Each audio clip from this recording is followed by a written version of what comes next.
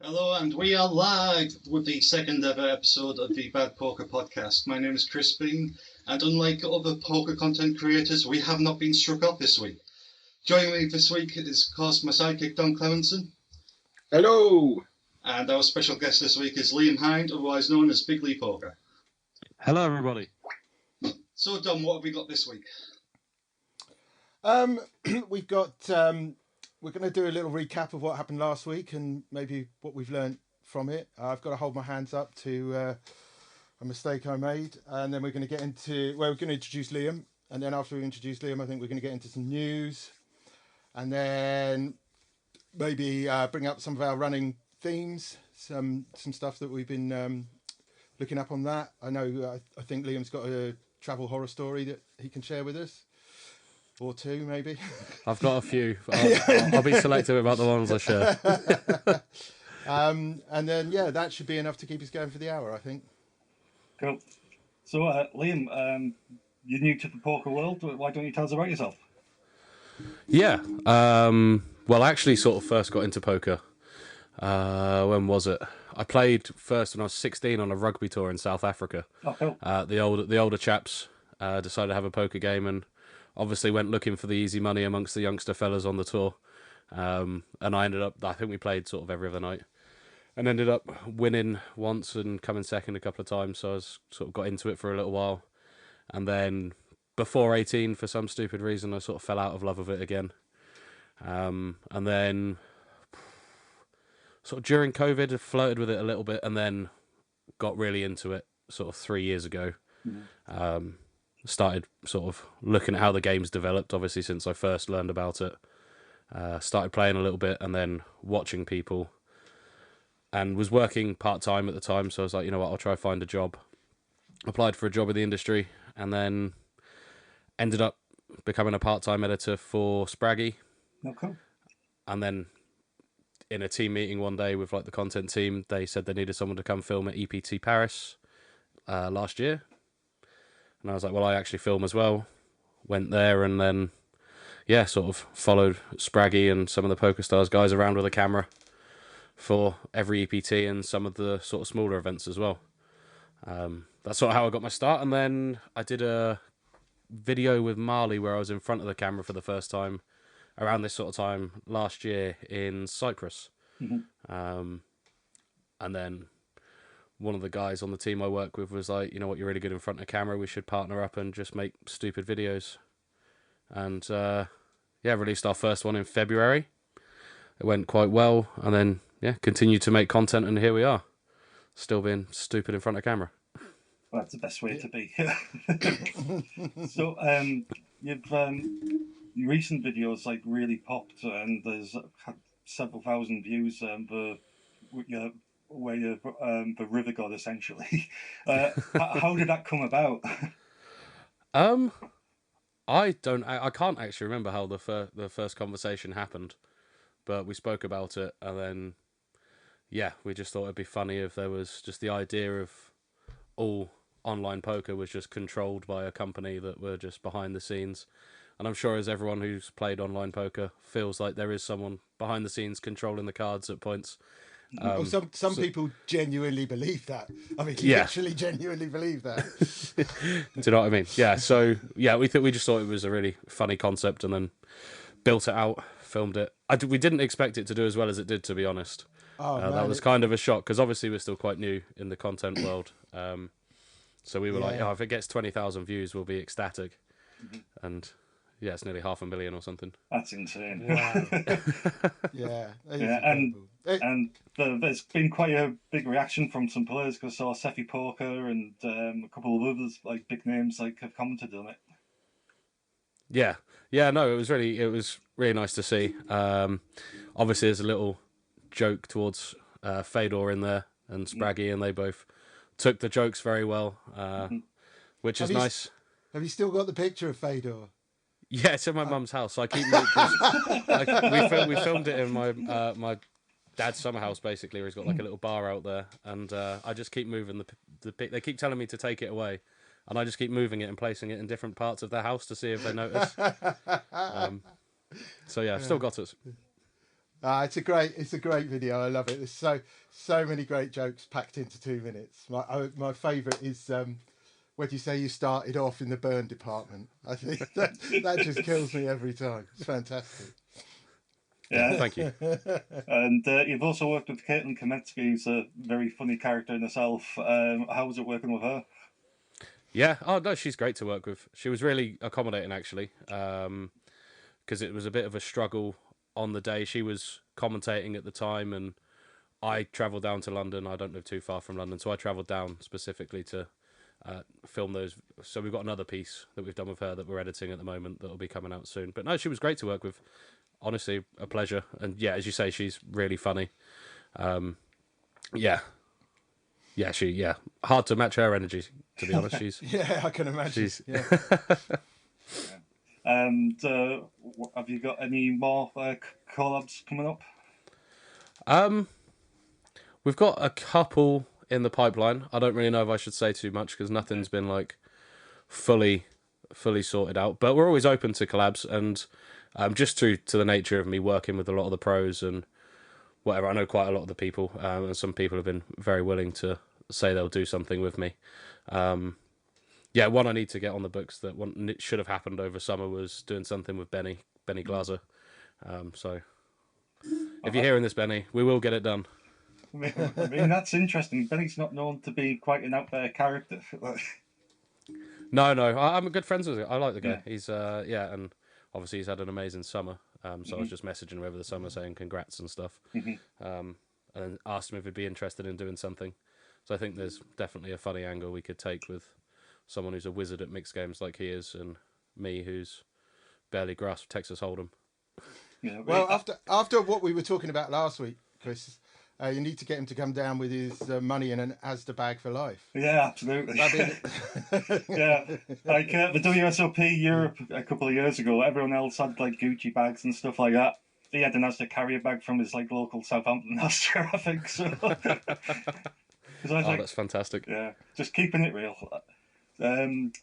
So it's been a busy week of poker this week, Dom. Have you? What have we got?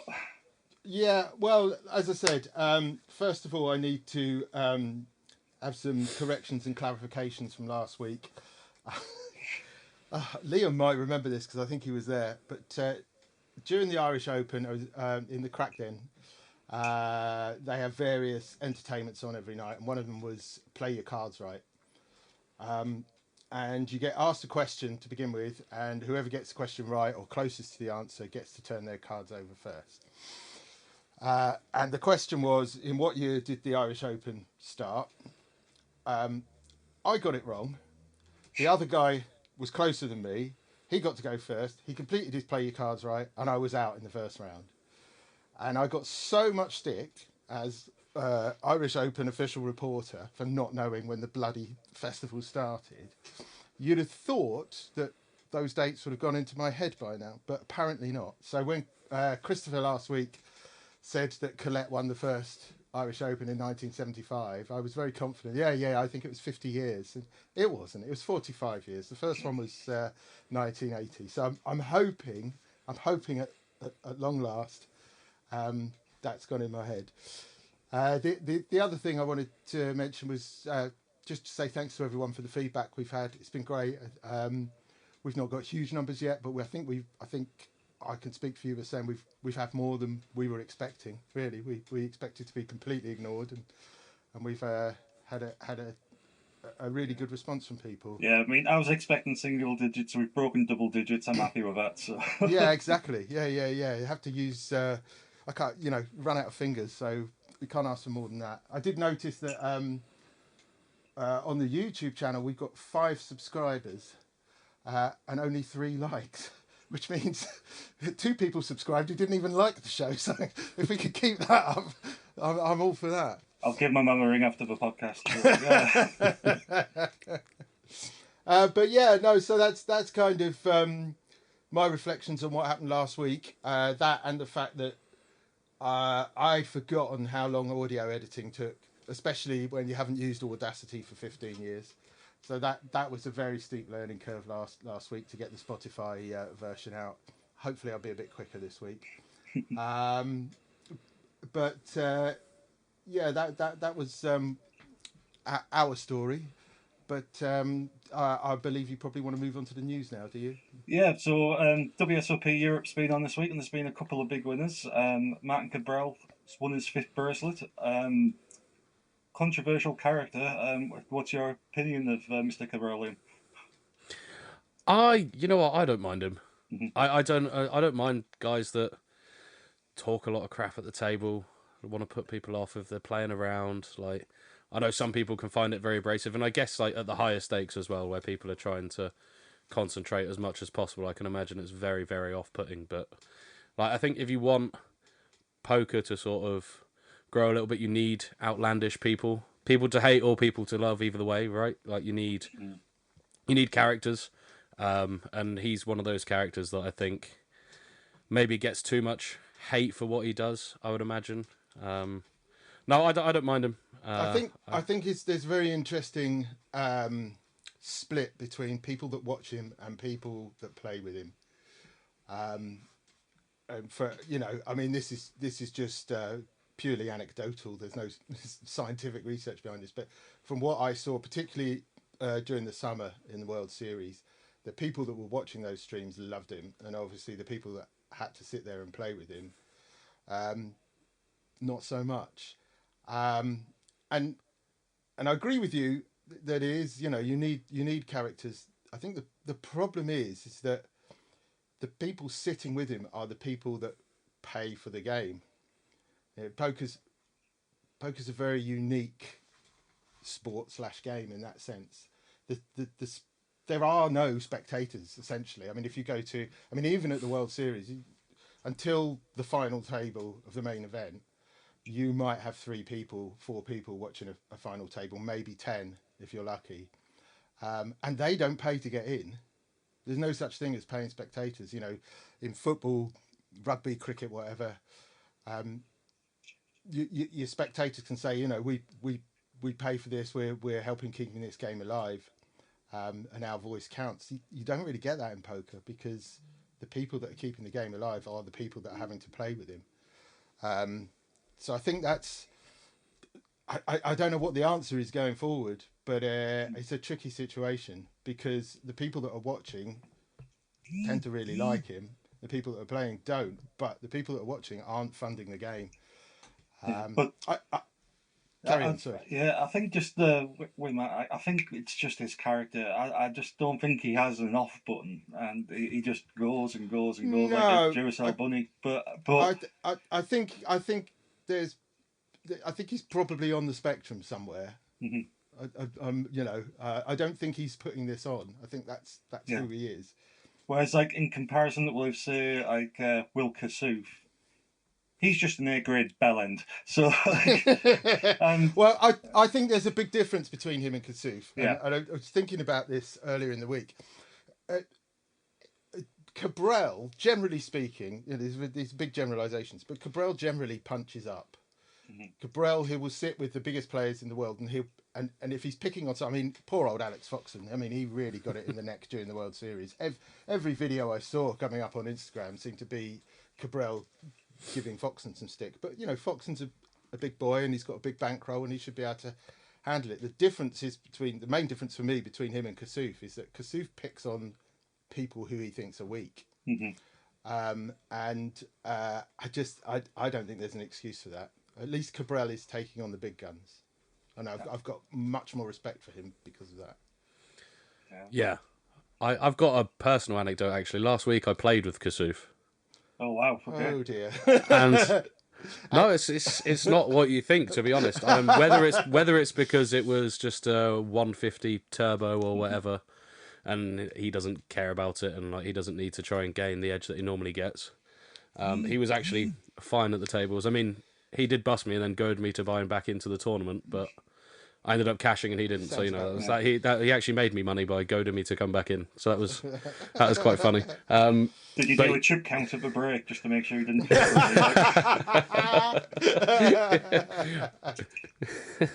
Actually, when I came back in, I was on a different table to him, so I didn't need to do that. But no. The other difference as well, of course, between Cabral and Kasuf for me is the way they react when they get busted. Because Cabral takes it in good spirits and he laughs at himself as much as he laughs at other people, whereas Kasuf obviously goes off the deep end, as we saw at the World Series. Yeah. And I think, as a friend of mine says, if you can't catch, don't throw. And I think Kasuf proved over the summer that he can't catch. Yeah, and I think you're right. Like there's different lines as well, right? Like I feel like Cabral probably walks along it quite a lot, but as you say, he's not usually pick. I've not seen him pick on anyone that's not a top level pro. If he's talking shit to someone, it's normally one of the top pros at the table, and whether that's him trying to gain an edge or whatever. But I guess that's why you've got tournament directors as well, right? I assume after the antics at the World Series by Kasuf this year, they'll probably be tightening up on speech play and stuff, I imagine, over the coming year, just because of what happened. I imagine he's not getting an invite back either. No. No, he'll probably get the opposite of an invite, I'd imagine. The other big news coming out of Rosendal this week is Sean Deeb winning another bracelet.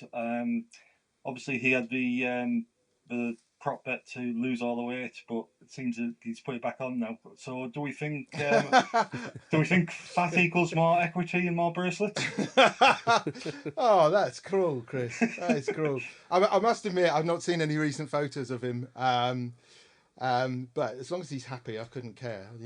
That's the main thing. Whatever keeps Sean. I have to say, having met him a couple of years ago, he was someone that I really didn't know how he was going to be. He's got big personality. He's not afraid of speaking his mind. And I've got to say, out of all the kind of big name American players, I think he was my favourite. He was so kind to. Some of them give the reporters no shrift, let alone short shrift. But Deeb, who, let's face it, plays virtually every event there, just could not give you enough of his time. He's a lovely, lovely guy, and I couldn't be happier for him.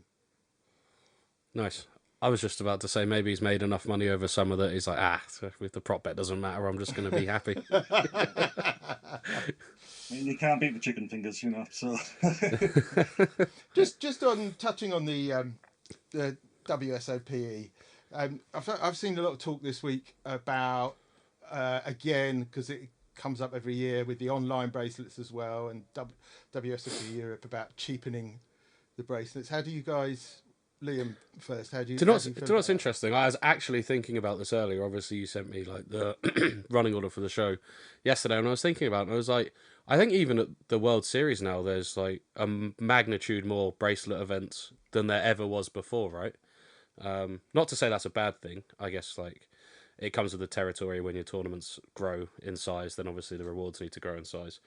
But again, I think the WSOP Europe fields have been very, very small in comparison to what the WSOP over in Vegas fields are. So, and then again, online, it's a completely different game in some aspects than live. So maybe there needs to be a different distinction, or maybe just a distinction between the prizes rather than like saying like, oh, you're cheapening a bracelet. Maybe it just needs to be a different thing, Yeah. I think it's getting to the point now where you just need to collect 6 tokens off the back of a cornflakes pack to grab an bracelet. So, I think that there needs to be a distinction, and I think that they've got the 10k championship events. Like maybe they should be like there's championship bracelets, and then there's the other bracelets, and like it'll just give a bit of a division to the more prestigious events, I believe. Yeah, yeah. I think they're going to have to do something like that. I mean, I was listening to, I think it's the Poker News podcast earlier, and I think Cabrel's event had, I could be wrong here, but I think they said 82 runners, and that doesn't feel like it's enough certainly not to be held in the same regard as someone who's beaten 3,000 runners or 10,000 runners to get their World Series bracelet. Yeah, and the other big question coming from WSOP Europe this week is like Rosvedov. Really, it's like yeah, it is in the middle of nowhere. I've been to the place 3 times, and it's not the easiest place to get to. It's at least a 2-hour journey to get there. You've literally only got the buffet of a supermarket as a choice for food. And you're just in the middle of a forest, and there's nothing around. And if you're not lucky enough to be in this hotel, you've got to do a massive commute. The last time I was there, I was staying in the hotel in the Czech Republic, but I had to drive into Germany to then get back into the Czech Republic to get to King's Casino. It was just bonkers. Do you think WSOP Europe should be held somewhere else? I think if it wants to grow, definitely, because as you say, like people, if you can't get, let's say the hotel's fully booked and you're on the edge of going anywhere, and you're like, oh, I can go. You look, and even if you're a top level pro and you're like, oh, I'm not traveling an hour each day just to play poker. Mm-hmm. Like, what's that going to add up in taxi costs, etc., etc., as well as the travel time and lack of sleep or whatever.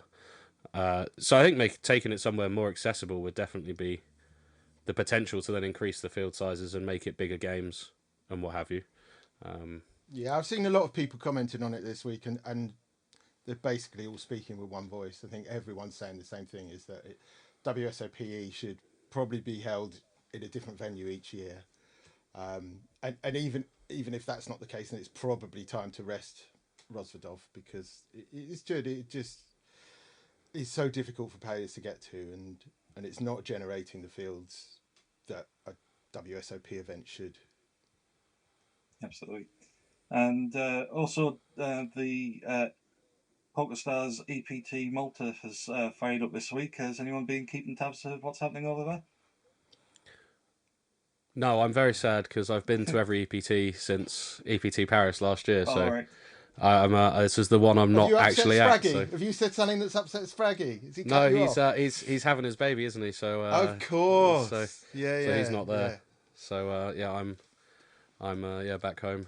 Yeah, that must the baby must be imminent, because I remember Marley at the Irish Open, and I think she was starting to show then. So it can't. Yeah, it must be any day now. Yeah, I'm not sure of the exact date. I just know it's around this time. So, yeah, good luck to them. Yeah, absolutely. Yeah. So, what has been your favourite EPT stop over the last couple of years? Oh, that's an interesting question. Barcelona's always good. I really liked Cyprus last year, even though it was a bit of a strange location. If you've ever been, obviously it's like a all-inclusive resort that's got casinos in all over the place, and it just feels a bit strange, like being in like a holiday destination type hotel with a casino in the basement. I think just having everything there on site was quite nice. And then, I'm not a fan of Monaco, just because I don't earn $3 million a year, so it's like just paying for a beer hurts. Yeah. God, I can imagine. Yeah. But you would love Cyprus, Tom. I mean, literally everything is all inclusive. While I was there, that sounds dangerous. That sounds very, very dangerous for me. Not only were all the drinks free, but there were good drinks as well. Like it was like Grey Goose, Glenfiddich. It was all high end spirits. But even cigarettes were all inclusive as well. Yeah. I might never come back if I went there. Yeah. Well, you're right. That was dangerous, because I ended up having a 100-meter foot race with Sebastian Huber at 5 a.m. in the middle of the road one morning. My hubris got the better of me, thinking I could outrun a triathlete. I've never been that pissed. Yeah. Yeah, I did that night. Might have been the Grey Goose that they kept giving me. Oh boy, I've got to get over there. This sounds made for me. Yeah. And just one more bit of news that I wanted to just bring up. I'm just going to bring a photo up now for people who can see on the stream. There was the 25-50 series at Glasgow, Manchester and Stockton last week, and Stockton's my local casino, so I just wanted to give a shout out to the two lads at Chopped, which was Don Mahoney and Brett Angel, but they're photographed with Latif. They're chopped for £10,000 each, and two of the nicest poker players you'll ever get to meet, and Brett Angel. So, going on. Only joking, Brett. Love you, mate. So, is there anything else that's broke this week which you want to bring up, Dom? Well, I did have to laugh when our first video went live on was it Friday morning, Thursday night, whichever day it was. I think it was Thursday night it went live. Almost exactly the same time that the Poker News podcast dropped with the headline, "Is this the end for poker content on YouTube?" Oh, absolutely. And I don't know if that was our fault, but it's not looking great, is it? So it's actually, obviously, as I said, I've been working sort of behind the scenes in the poker industry, working with a lot of different players through the company I work for. Shout out to Game Plan and Mac at Game Plan for giving me the opportunity to work in poker first off. But yeah, so we work with a lot of different people. I'm trying to think when it was. I think it was like beginning of summer that YouTube just decided to start clamping down real hard, demonetizing people's videos and channels, but not even like the ones they were just posting. They were going back through the archives and randomly demonetizing things, crushing reach, crushing view counts. And I'm not sure what it could be. It just seems a bit of an odd timing. I know it probably coincides with where they're trying to clamp down on like actual gaming, i.e. like the slot streamers and the casino streamers and things. Is the thing. It's all just getting lumped in together. I mean, I was listening to the Poker News podcast this afternoon because obviously that's where I saw the headline, and from what I could gather on that they don't seem to be clamping down on slots or sports betting. It seems to be targeted at poker players. But I mean, I've only got from their word for that. But it certainly sounds like for some reason poker players are being targeted, and not necessarily your other betting companies, the slots and the sports betting and stuff, and that. It just makes no sense. There doesn't seem to be any consistency in what they're doing. But there seems to be that they're targeting the grey market more, so places like Coin Poker and like WTV Gold, even the people who use a sweepstake model. It's like they're circumventing the rules, and maybe I don't think YouTube want to be part of that. And we saw Ryan DePaula lose his channel over the World Series of Poker, and yeah, I can understand why they don't want to plug those type of companies, but when you've got legitimate companies like PokerStars and Party Poker and people who are working for them getting targeted, you need to. But again, I think this show there's the lack of consistency because I can only go by what I listened to earlier. I don't know if it was Connor or Chad was saying that they've targeted Brad Owen, but there were other people who are promoting those grey area sites or the grey area clubs like the Texas Card Club or the Lodge or whatever, and their channels have been allowed to kind of go through kind of untouched, and then others seem to be targeted at random, and I think that's what's kind of upsetting a lot of people. I mean, obviously it's a reasonably small community anyway, the poker community, and it doesn't have a lot of outlets, so any kind of clamping down on that is bad news, but there doesn't seem to be any coherent plan. They just seem to be picking targets at random.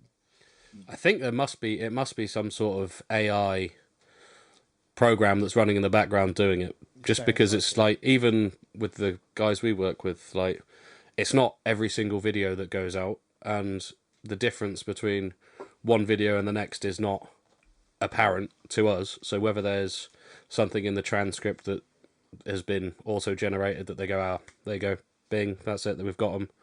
Demonetize that video. But I know it's different in Brazil, for example, because in Brazil poker's classified as a mind sport. Brazilian poker videos. So I've been told. I haven't actually been to Brazil, but so I've been told they show up in the sports feed in YouTube, like next to football videos, because of the regulatory classification. That's interesting. How's your Portuguese done? Not very good. So so bad that I don't even know the phrase "not very good." Yeah, but I was going to say something. But I don't know if you've seen some of these slot streamers on YouTube. Being like, for example, I think there's Bretsky. Chris, I lived with you for 6 weeks in Vegas. Of course, I've seen the slot streams. Yes, of course you have. There's a guy called Bretsky who also plays poker.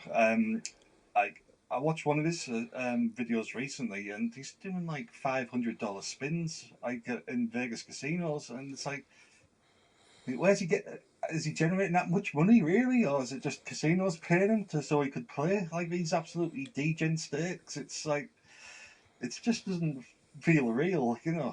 No, it doesn't feel real, and it doesn't tally with well-regarded poker streamers having their kind of viewership cut. There's obviously something going on. Excuse me. There's something going on behind the scenes that we're not party to, or we don't understand. I think Liam's probably right. There's probably some AI involved somewhere along the line, but it's all a bit shady and it doesn't reflect well. No, I know it did sort of coincide around the same time the UK government did their new online safety bill. So whether that's got anything to do with it, I don't know. That could just be a coincidence. Yeah, but these guys are all Americans, aren't they? So whatever it's happening over here is happening there as well, but not, as you say, necessarily in other markets. No, I just know that bill gives the UK government the power to target American companies as well. Ah, okay. So there's the UK government have the ability to impose a massive sanction on an American company, which doesn't make sense really, but yeah, I don't know. That's just a coincidence. I don't know if it's actually real. I don't want to be throwing conspiracy theories out there. Covering his arse here. Allegedly. But, as a degen sports gambler, don't get me started on the gambling commission. It's just making it hard for profitable sports bettors as well at the moment. And bookies are also bringing in facial recognition for people going to shops placing bets. It's getting a bit Orwellian out there in the gambling world. Yeah, it is. I don't think that's reserved to just gambling. No, absolutely not. That's very true. That's very true. Anyway, shall we leave the depressing stuff and move on to the more surreal, shall we, Chris? One of the strangest poker adverts, certainly that I've ever seen, cropped up this week with GG's new ambassador apparently being Johnny Vegas. How do we feel about that? This is absolutely bonkers. I mean, I have never associated Johnny Vegas with any form of gambling or betting, apart from his last name is Vegas, which I'm pretty sure is what GG Poker have done. I mean, do you think the work experience boy was just Googling Vegas and he came up and he'll do? Yeah, but quite possibly, I think we would have been better off getting the monkey from the PG Tips advert somewhere. It'd have cost less. Yeah, he would have cost less. There would have been a better, idea on that. It is a strange one, isn't it? Because he's not even exactly very relevant in UK culture at the moment either, is he? Unless I've missed something that's gone on with him, but he's not really he seems like he's been out of the limelight for a while, right? Yeah, he's very. I mean, God, I love him. Don't get me wrong, but he's very he's very Gen X, isn't he? He's not exactly the TikTok generation. I would love to know what conversations went on behind the scenes before that's who they settled on. I mean, his agent must be best agent in the world. Yeah, But coming soon to Party Poker, Vic Reeves as brand ambassador. I could go for that. Yeah. I mean, I think it was Barry Carter who I first saw post about it before I actually got the advert coming up on my feed. And I genuinely thought he was joking. I thought it was something he'd kind of put together for one of his memes. But no, it's real. And good luck to him. It's fantastic, but it has come out of left field. There's no doubt about that. Okay, so as always, we're asking for your stories to come in. Nothing's coming this week, unfortunately, but we'd love to hear your travel horror stories. From our 3 subscribers? Well, yes. We've got 36, I think, on our Facebook group now, so slowly climbing the ladder, you know. Yeah, but I know most of them, and they're lazy bastards. They're never going to line. Yeah, we might have to try and nick some merch at Birmingham and see if we can give some away, and might encourage a few stories to come through. Yeah, everyone loves a bit of free merch. Yeah, he says wearing his Irish Open hoodie. Yeah. So as I say, we'd like to see stories like travel horror stories. Also, what's the biggest clanger you've made at the poker table or in a casino? And also, we'd love to hear when something just went completely wrong, like at the poker table. Like, for example, did someone flip a table over, or something crazy which has happened, which is completely against the run of the mill. I think Lefty will have something on that. If we hopefully we'll get him on, but you've seen that video. I have, yes. Yeah, we'll leave it there for now. So I'm sure he can elaborate. I saw something pretty wild at EPT Paris last year as I was filming. I was just filming on a table with Sprague, then heard a little bit of commotion on one of the tables behind me. I turned around and some gentleman was sort of looked like he was falling asleep in his chair. But I don't know what he'd done on the break because everyone had just come back from break. Whatever he'd done on the break did not agree with him, and he decided to projectile vomit all over the table, all over himself, fell on the floor. Like, he wasn't. I don't think it was a medical emergency because he sort of like came round a little bit, got up, and then the tournament directors were having a complete meltdown over what to do. Because, it went everywhere. Oh God. Did Toby Stone try to do an exorcism? Or... But they kept playing on the... They obviously changed tables and clean. I assume they would clean the chips down and stuff. I wouldn't. I don't know if keep them in play. Oh my God. What's the place in Vegas? The Orleans. Oh my God. Those chips have not been cleaned for the last 5 years. I swear. They are like, you don't even have to pick them up. You just put your hand on top of them and they come back up. I mean, they are disgraceful. I think they may be closer to 20 years, to be honest, because they got Yeah, but speaking of the Orleans, I'll tell you a quick travel horror story. So, first time I went to Vegas was in 2013, and I won a tournament at the Orleans. I won the PLO8 Stud 8 Mix, and thought, happy days. And I was out there with my brother Mike, and we did 5 days in Vegas, and then we went to New York to do 4 days there. So I had a great time in Vegas, flew to New York, landed at JFK, got a cab into our hotel, get into the hotel and tried to check in, and the receptionist said, sorry, we don't have your reservation. I was like, pardon? We don't have your reservation. So I pulled up my name. I booked a hotel for the wrong weekend. I booked the weekend previous. So that's straight out of my playbook, that is. So they charged me for one night, and for the missed booking, but got refunded to the rest of it. But that weekend there was a massive march in Central Park, for AIDS awareness. So literally every hotel was booked in New York, apart from 3 or 4. And we ended up staying at the Hampton Hilton on Times Square, and it was $550 a night back in 2013. That was all my poker winnings gone. I was not a happy camper for those remaining couple of days in New York. Oh dear, I hope you didn't touch the minibar. Oh, that wasn't a minibar, thank God. But, 550 quid a night and they don't give you a minibar? no, That's a disgrace. we're on the 62nd floor. It's just like... Oh, Yeah. boy. Wasn't good. Have you got any travel horror stories yourself, Liam?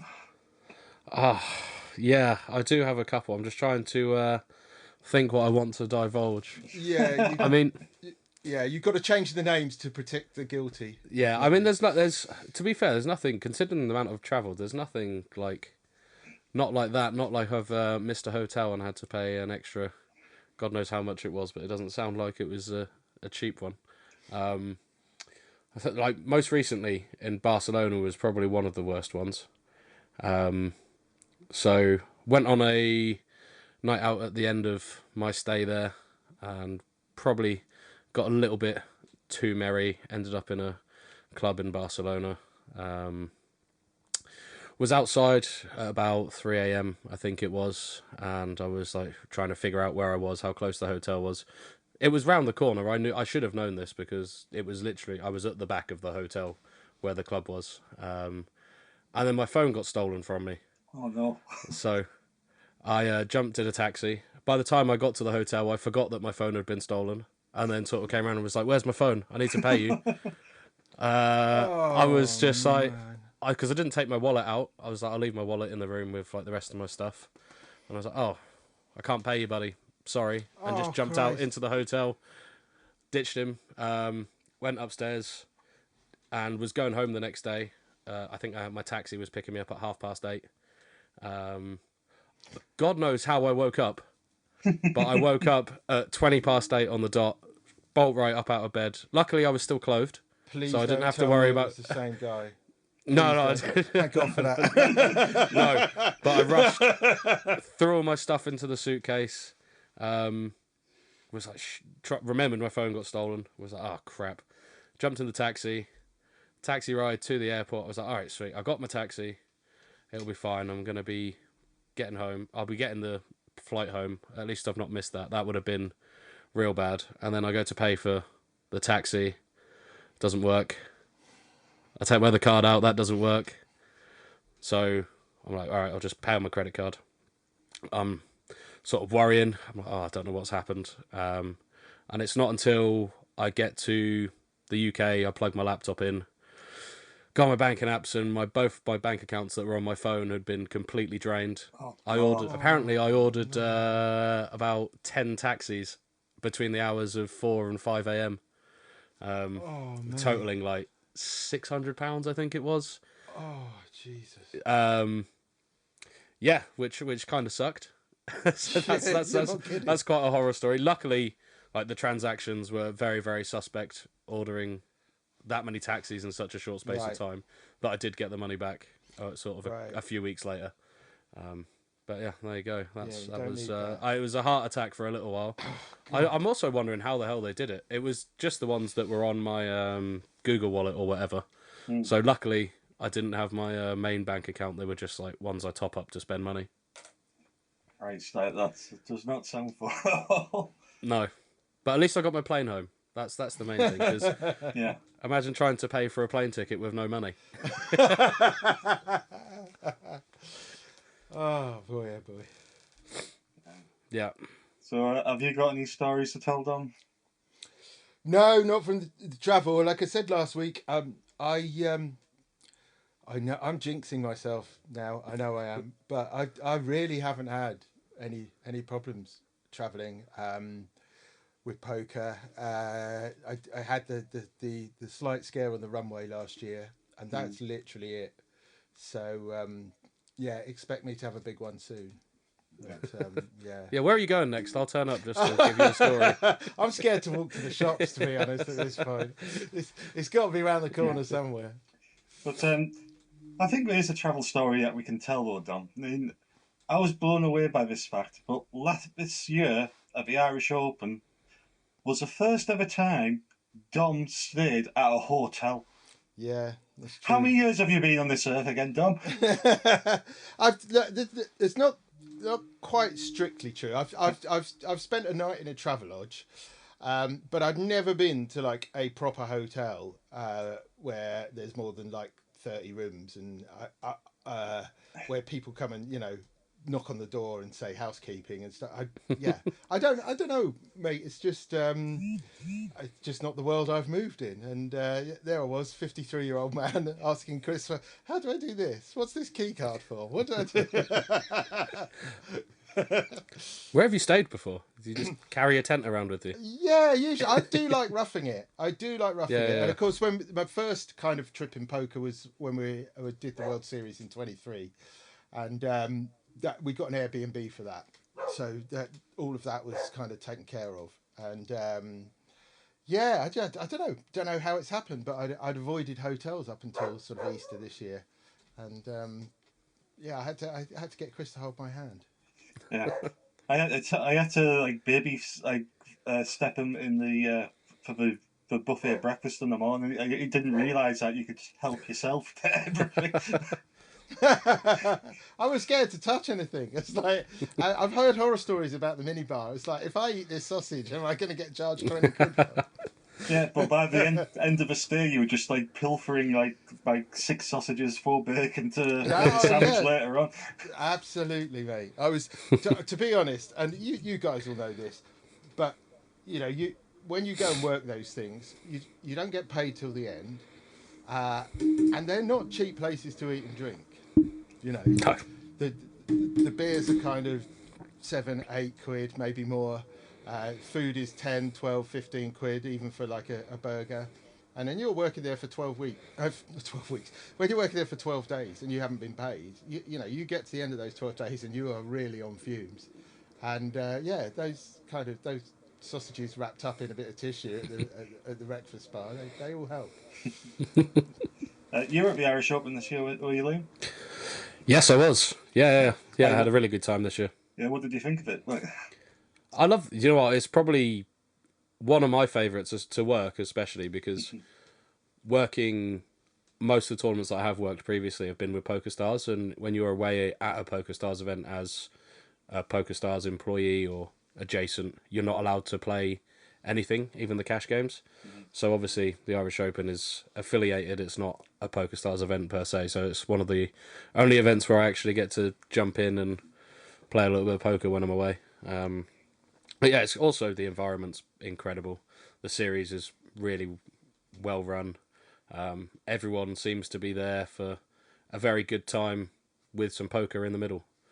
It blows my mind how well run it is, considering how much Guinness is consumed over those 12 days. I mean, it is phenomenal. Yeah, they need to get some stats on it, how much Guinness is actually consumed. I'd love to see the numbers. I have asked. I'm planning to do a piece this year on the Irish Open in numbers, and that is one of the first things I asked, was how much Guinness do they actually import in. Yeah, we'll have to get one of those totalizers like on one of the screens. That's a great idea. Has a running count of all the packets. That's a fantastic idea. It's got to be at least 5 figures. Yeah. Oh God, yeah. Easy. Yeah. That's probably 5 figures a day, I'd imagine. Yeah, you're not wrong. Yeah, I mean, I think Dom was on double figures each day, so. Yeah, you're not wrong. But it's crazy, yeah. They've got obviously the main tournament room, and then that cash game room is, 30, 40 tables, and that's full every night pretty much. Yeah. Like, it's wild the amount of people It doesn't stop. I mean, the latest that I finished reporting on one of the tournaments was 6:45 in the morning, and I nipped into the cash thing on the way up to the balcony to kind of do my last kind of report, and there's still people in there at that time. Yeah. It just basically, it starts on whatever day it is, the Wednesday, and there's someone there playing poker for the next 12 days. Yeah, it's crazy. Yeah. Right, well, I know Dom's eager to get off because he's got to phase satellite for a seat at the mini-main at the Birmingham. So. I have. What's the time? It's 10 to 9. Yeah, it's getting close. Yeah. My dogs are getting restless as well. I expect you heard that. Was that the dogs? Yeah. I thought that was you. Yeah. So Yeah, if we're going to wrap up, just a reminder that I'm collecting some names for the APAT series of poker names. I'm going to contact Jamie Walden this week and try and get his blessing for doing it, because it is his idea. He did it at the World Series. I'll put some links when I do the Spotify thing. I'll put some links in the show notes. I love saying that; it makes me sound really professional. But I'll put some links in the show notes so that people can go and see his Instagram and how that works. But he got 32 players with the best names he could find and got people to vote on them. So we're trying to do that with players that weren't at the World Series. I forgot. I've been playing with this guy. He's one of my oldest and best friends in poker, Richard Tongue. We all call him Rich, but obviously online he's Dick Tongue. And he's got many comments about it over the years, and he's had to say, no, that is my actual name. And to be honest, even we don't call him Dick because we don't live in 1953. But to be honest, the name Rich Tongue is pretty bad. So he's going. We had Lars Hole last week. We've got Rich Tongue, and I'm collecting. They don't all have to be rude or silly. I've found Matt Leather, who's an APAT player, which is what my shoes are. And another guy who's English, but his name's Zygmantus Jockus, which is just a beautiful name. So it doesn't have to be crass or lowest common denominator. We're just out there. We're going to try and collect the best 32 names we can. Like I said, I'll get in touch with Jamie. I'll put a date on it and try and then we'll draw up 32 maybe in 3 or 4 weeks' time, and we can have a vote on it, and the 5 people that follow us can cast their vote. But not a poker player. I just want to share my brother-in-law's given name. Like, he was given the name Richard Edward, so he gets dickhead. So